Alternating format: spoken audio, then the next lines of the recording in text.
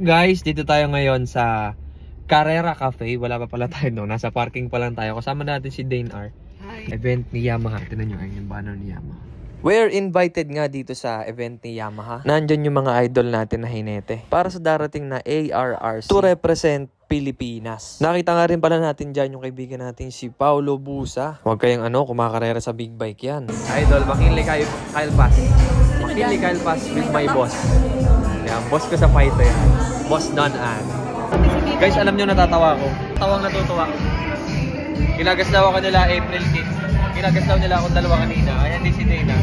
Kanina, ayan sa picture. Kinagas daw nila ako. Napapanood daw nila ako sa mga videos ko. Nahiya ako bigla.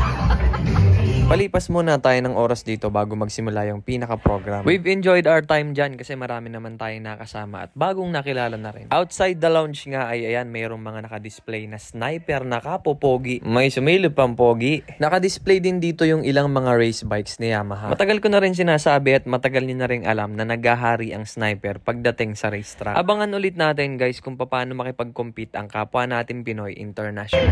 Hoy, supportan natin sa karera. Manonood tayo doon. Tingnan natin yung lagi kasi nitong sinasabi, malakas daw siya eh. Tignan natin. Walang sinabi. Hindi. Supportan natin yan. Kumakarera yan. Tuman na lahat. Pati yung mga tropang vlogger, iniwan na rin. Baka pagkarera lang. Kaya support natin yan. Si Paulo Busa. Since day 1 naman, kasama natin yan guys. Ngayon lang kami nagkita nito. Masaya ako nagkita. Mga 2 taon na yata. After 2 years. Dito pa kami magkikita. Hindi ko pa akalain. Dito pa talaga. Ayan. Support natin yan guys. Panoorin natin. Inaabangan ko din yun. Okay na? Away na tayo ulit? Wala nang issue. Kalimutan na natin yun. Tapos na yun. Sige. Meron pa ba? Part 2. Hello everybody, how are you guys doing? At ito na nga, nagsimula na yung program na kung saan ipinakilala lahat ng mga riders na magre-represent ng Pilipinas. Also, GMA Unang Hirit. Hello, I wake up every morning to watch you guys. Paulo Busa!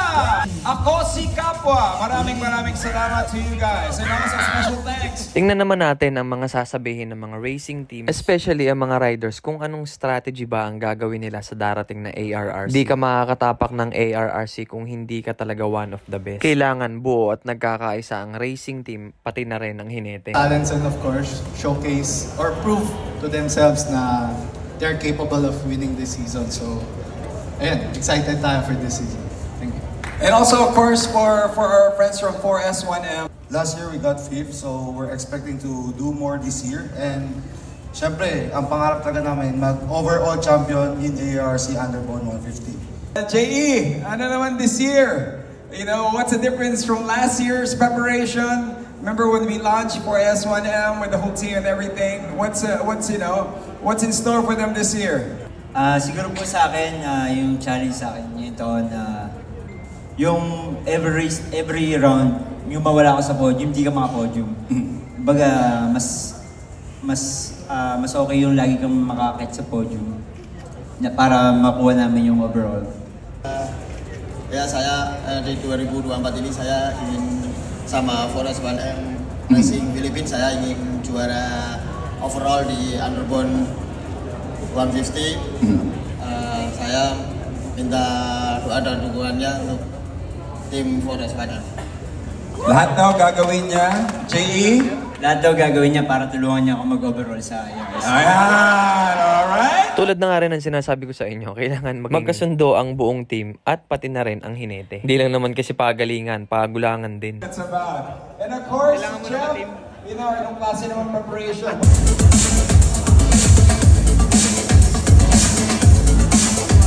Yung mga tropa natin na nag-showcase ng kanilang mga motor doon sa labas, ayan, nagkaroon sila ng awarding kung sino ba yung pinakamaangas.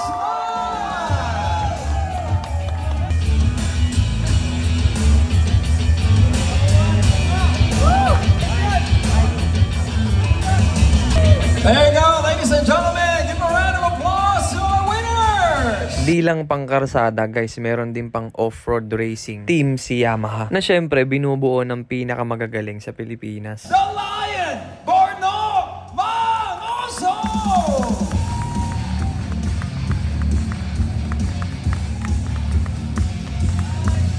Pia Gabriel!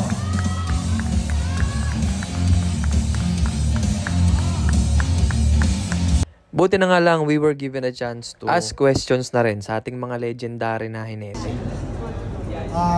Gaya ng sinabi ko kanina, every year has a different set of challenges, no? Every race nga has a different set of challenges, no? It's gonna be a fun and challenging year. I'm very excited that Yamaha will support me and my team. Maybe the challenge for me this year is to balance everything else, no? As being a team owner and at the same time a rider. That's gonna be the challenge for me this year. Applause. So makes him great. One more question. Hi, sir. Hi, my name is Kapwa and my question is for Pia. As a lady rider na one of the best sa off-road, who started from 4 years old, ano yung skill set na gusto mong improve this racing season kung meron man? Thank you po. I'm very happy na teammate ko si Kuya Bors. So, in every race kasi or practice session, actually hindi naman ako yung nakakaalam kung saan yung weakness ko sila kasi sila yung nag-guide sa akin and sila yung magsasabi kung saan ako dapat mag-improve.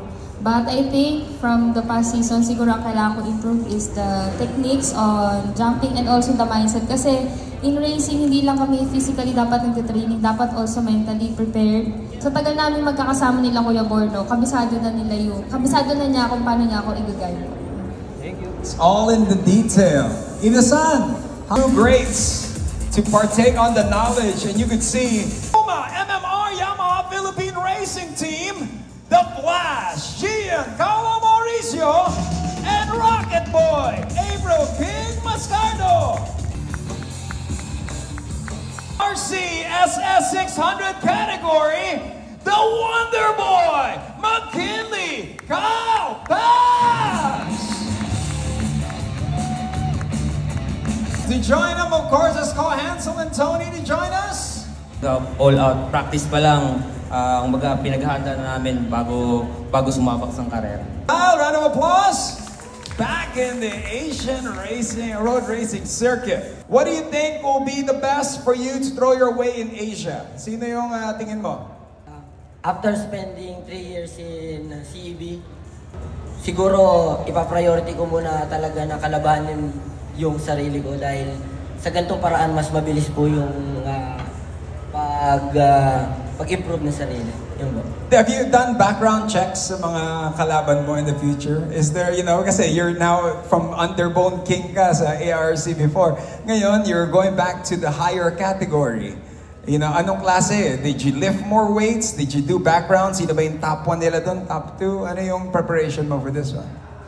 Bale, nung last year po, nanonood po ako lagi ng mga karera sa Super Sport 600 and then tinitignan ko kung sino yung mga malalakas. Tinitignan ko din po kung sino yung mga mag-i-stay sa 600. So, pagdating naman po sa training, yung pa rin yung training na ginagawa ko kasi yung training po sa Europe, ibang level din po eh. Kaya, kumbaga hanggang ngayon, i-stay ko pa rin po yung training na ganun. Pero, yun po. Nag-expect din po ako ng magandang resulta. After the interview nga sa mga riders, ay ito na ang pinakaantay natin na grand reveal. In 5, 4, 3, 2, 1, go!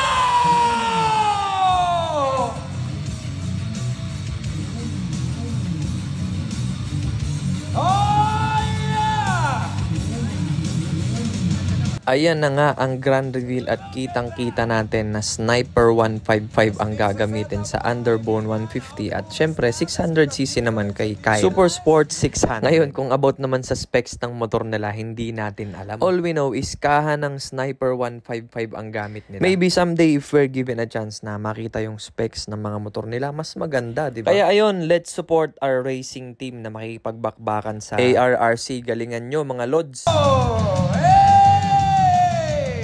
At itong isa sa pinakamalulupit, tingnan nyo kung gaano kababata yung mga dinedevelop nilang karerista. Mga bata palang mamaw na yan. Only Yamaha! Abay, syempre, papicture muna tayo sa idol natin. Parang katawanin ko lang. Makapag-hinete na nga lang din sa kamote kategory. Papapirma tayo sa mga legendary na karerista ng Yamaha. Boss, pwede mo pa.